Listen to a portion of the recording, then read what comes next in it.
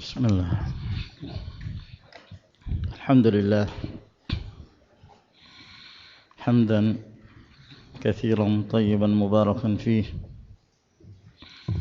كما يحب ربنا ويرضاه، وأشهد أن لا إله إلا الله وحده لا شريك له، وأشهد أن محمدا عبده ورسوله صلى الله عليه وعلى آله وصحبه ومن اتبع هداه إلى يوم الدين. أما بعد. Telah kita sebutkan bahwa mempelajari ilmu fiqih min afdhalil a'mal, termasuk di antara amalan yang paling afdal. Di antara dalil yang menunjukkan itu tersebut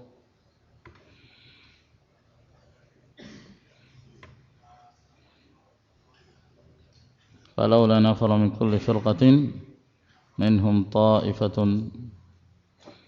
يتفقه في الدين ولينذر قومهم إذا رجعوا إليهم لعلهم يحذرون.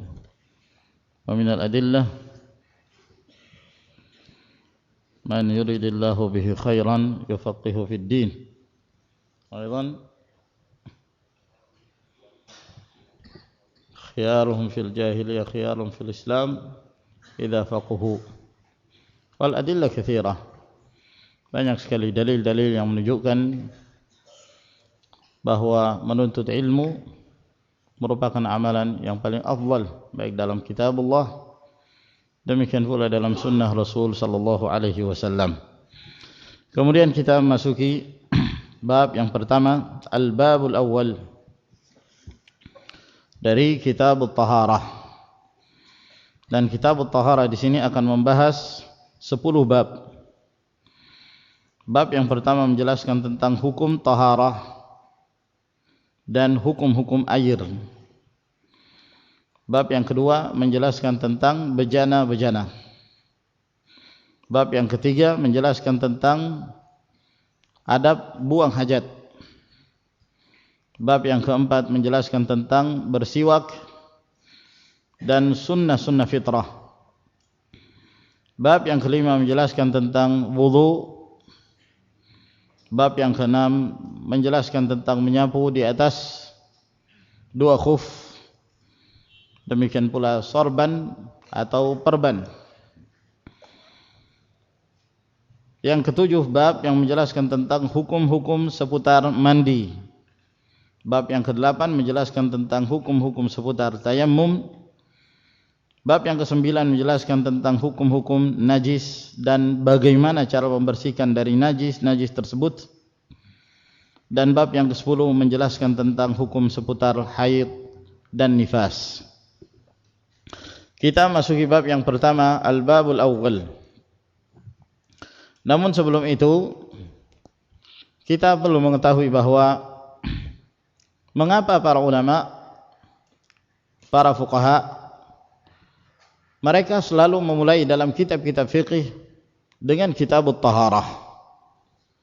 Kenapa tidak dimulai dengan permasalahan jual beli misalnya, atau pernikahan dan yang lainnya? Ma'asyiral ikhwah rahimakumullah, para fuqaha pada saat mereka menjelaskan tentang permasalahan-permasalahan fiqhiyah, maka mereka memulai dari hal-hal yang terpenting, yang paling penting, yaitu yang hubungannya dengan arkanul Islam, rukun Islam. Sebagaimana yang kita ketahui bahwa rukun Islam itu ada 5. Yang pertama adalah mempersaksikan la ilaha illallah Muhammadur Rasulullah. Yang kedua, iqamatus shalah. Yang ketiga, berpuasa di bulan Ramadan. Yang keempat, menunaikan zakat. Yang kelima, berhaji ke Baitullahil Haram. Adapun rukun yang pertama, mempersaksikan la ilaha illallah Muhammadur Rasulullah, ini tidak dibahas dalam kitab-kitab fikih. Namun pembahasannya dalam kitab-kitab yang menjelaskan tentang masalah tauhid dan aqidah. Sebagaimana yang kita sebutkan bahwa permasalahan fikih ini khusus membahas tentang amalan-amalan, hubungannya dengan af'al al-mukallafin, perbuatan-perbuatan dilakukan oleh seorang mukallaf. Sehingga rukun yang pertama dari rukun Islam tidak dimasukkan ke dalam permasalahan fikih. Adapun rukun yang kedua yaitu iqamatus shalah, menegakkan salat.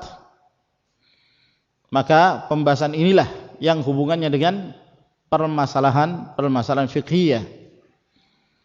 Namun sebagaimana yang kita ketahui bahwa sebelum kita menegakkan salat ada pendahulunya yang menjadi syarat sahnya salat. Sebagaimana yang dikatakan oleh Nabi sallallahu alaihi wasallam, la yaqbalu Allahu salata ahadikum idza ahdatha hatta yatawadda.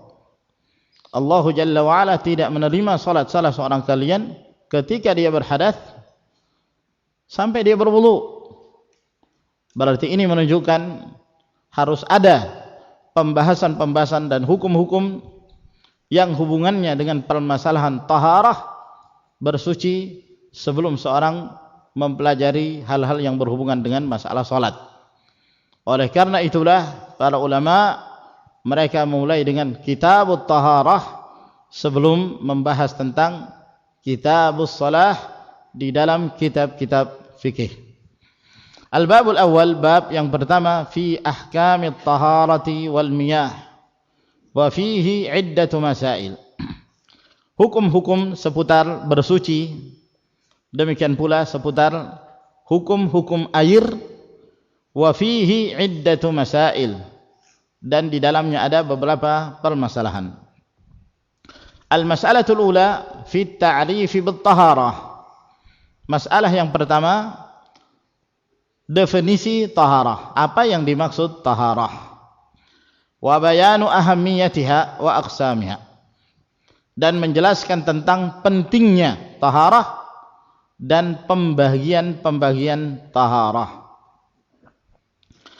Yang pertama, ahammiyatut taharah wa aqsamuha, pentingnya taharah dan pembagiannya. At-taharatu hiya miftahus shalah. Bersuci adalah merupakan pembuka salat. Tidak mungkin seorang akan diterima salatnya tanpa bersuci. Wa akadu syurutiha, dan syaratnya yang paling kuat, yang sangat ditekankan. Wasyartu la budda an yataqaddama 'ala al-masyrut, dan sebuah persyaratan itu harus mendahului sesuatu yang disyaratkan. Maka dari sisi inilah didahulukannya kitabut taharah sebelum kitabus shalah, disebabkan karena persyaratan yang paling penting dalam permasalahan salat adalah taharah. Dia mempelajari gimana cara bersuci yang sebenarnya. Dia mempelajari mana yang disebut najis, mana yang disebut hadas, agar kemudian dia berusaha untuk menghilangkannya sebelum dia mengerjakan salat. Dari sini menunjukkan pentingnya seorang mempelajari taharah untuk menyempurnakan ibadah salat yang dikerjakan di hadapan Allah tabaraka wa taala. Wat taharatu ala qismain, dan bersuci terbagi menjadi dua bahagian.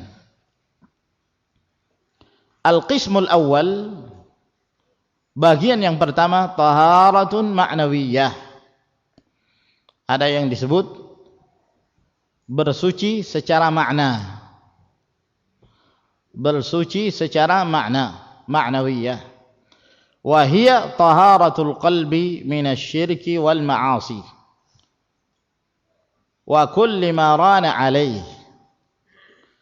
Yang dimaksud dengan taharatun ma'nawiyah yaitu kesucian hati, membersihkan qalbu dari kesyirikan, kemaksiatan, dan setiap yang menodai dan mengotori hati tersebut. Ini yang dimaksud dengan taharatu al-qalb.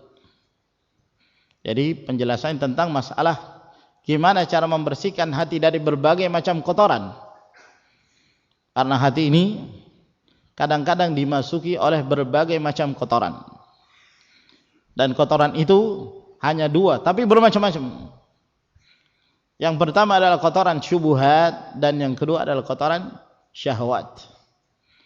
Kotoran syubhat masuk ke dalam hati tersebut pemikiran-pemikiran yang menyimpang, pemikiran-pemikiran sesat yang menjauhkan seorang hamba dari hidayah, dari as-siratul mustaqim. Demikian pula syahwat, masuk ke dalam hati hal-hal yang dapat melalaikan dia dari ibadah, disenangkan dengan kehidupan dunia, disenangkan dengan harta, disenangkan dengan wanita, yang menyebabkan dia jauh dari agama Allah Subhanahu wa taala. Maka seorang muslim butuh untuk membersihkan hatinya dari berbagai macam kotoran ini, syirik. Maka dia harus mempelajari apa itu syirik, agar kemudian dia menjauhkan diri darinya. Lalu dia mempelajari apa yang menjadi lawan syirik, yaitu tauhidullah Subhanahu wa taala. Lalu kemudian dia berusaha untuk mengamalkannya. Lalu setelah itu dia mempelajari sunnah Rasul sallallahu alaihi wasallam, agar kemudian dia bisa membedakan mana yang sunnah dan mana yang bid'ah. Dan dia berusaha mensucikan dirinya dengan bertawakal hanya kepada Allah, kembali kepada Allah, bertaubat kepada Allah Subhanahu wa taala, memperbanyak zikrullah tabaraka wa taala, agar kemudian hatinya tersebut menjadi hati yang bersih, tidak terdapat kotoran-kotoran dan noda yang dapat merusak hati itu. Ini yang pertama. Wa hiya ahammu min taharatil badan. Dan pembersihan kalbu ini jauh lebih penting daripada kesucian badan jasmani. Sebab tidak akan suci badan tanpa kesucian kalbu seseorang. Tidak akan bermanfaat taharatul badan tanpa taharatul qalb.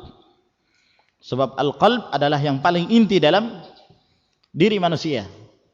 Bukankah Nabi sallallahu alaihi wasallam mengatakan, ala inna fil jasadi mudghah, idza salahat salahal jasadu kullu, wa idza fasadat fasadal jasadu kullu, ala wahil qalb.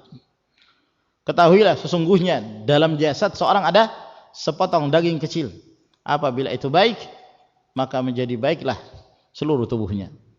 Namun kalau itu menjadi buruk, maka menjadi buruk pula seluruh tubuh. Maka hendaknya seorang muslim benar-benar memperhatikan gimana cara membersihkan hatinya. Ya. Sangat hina seorang tidak disucikan hatinya.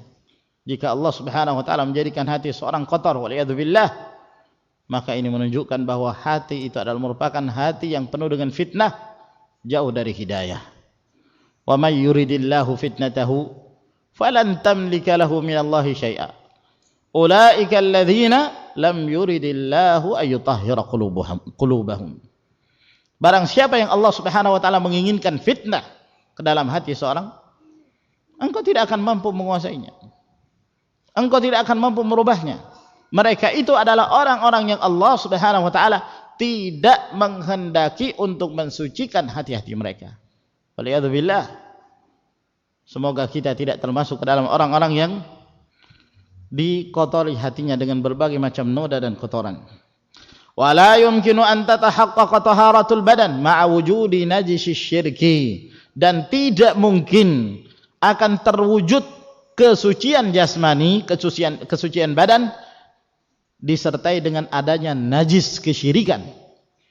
Kama qala ta'ala, sebagaimana firman Allah Subhanahu wa ta'ala, innamal musyrikuna najasun, sesungguhnya kaum musyrikin itu najis. Ini bagian yang pertama yang disebut taharah. Namun pembahasan yang pertama ini tidak dibahas dalam ilmu fikih. Taharatun ma'nawiyah tidak dibahas dalam ilmu fikih. Sebab sebagaimana kita sebutkan bahwa fikih membahas tentang perbuatan, ya, amalan-amalan dan ucapan seorang mukallaf. Al-qismu tsani, pembahagian yang kedua dari bagian taharah, at-taharatul hissiyah, yaitu bersuci secara his. Secara his, yaitu yang hubungannya dengan jasmani kita. Dan inilah yang akan dibahas dalam pembahasan fikih.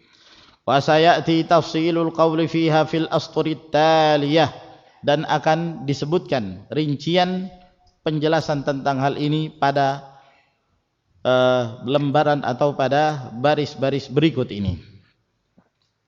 Kemudian kita masuk ke poin yang kedua, ta'rifuha, definisi taharah. Apa yang dimaksud taharah? Wa hiya fil lughati, adapun secara bahasa yang dimaksud at-taharah an-nadhafah, kebersihan, wan nazahatu minal aqdar, kesucian dari berbagai macam kotoran-kotoran. Itu yang dimaksud at-taharah secara bahasa. Adapun secara istilah, wa fil istilahi, yang dimaksud at-taharah raf'ul hadathi wa zawalul khabath. Raf'ul hadathi wa zawalul khabath. Raf'u, mengangkat al-hadath, mengangkat hadath. Ini yang pertama. Yang kedua, zawalul khabath, menghilangkan khabath. Mengangkat hadath, menghilangkan khabath. Khabath disebut juga najis. Mengangkat hadath, menghilangkan najis. Ini yang inti dari pembahasan taharah. Apa itu mengangkat hadath? Hadath nanti akan kita jelaskan bahwa hadath adalah merupakan sifat yang ada pada seseorang yang menyebabkan terhalangnya dia dari mengerjakan sholat. Sifat yang ada pada seorang yang menyebabkan terhalangnya dia dari mengerjakan sholat. Seperti seorang bangun tidur tanpa wudu, dia nggak boleh sholat, maka dia dalam keadaan berhadas. Seorang baru saja buang hajat sebelum dia berwudu, maka dia disebut dalam keadaan berhadas. Ya. Seorang makan daging unta. Seorang makan daging unta, tidak diperbolehkan baginya sholat sebelum berwudu, maka sebelum berwudu dikatakan dia dalam keadaan berhadas. Itulah yang disebut dengan hadas.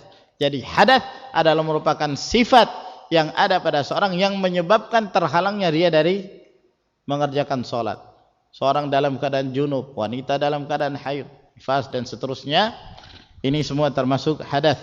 Zawalul khabath, dan menghilangkan khabath. Khabath najis. Ya, nanti akan kita jabarkan pula hal-hal yang berhubungan dengan permasalahan najis ini. Jadi kesimpulannya, secara istilah at-taharah yang dimaksud membahas dua perkara, raf'ul hadath dan zawalul khabath. Walhamdulillah, sampai di sini ya akhwan. Insyaallah kita lanjutkan di pertemuan yang berikutnya. Wa akhiru da'wana alhamdulillahi rabbil alamin. Tafaddalu hafizakumullah.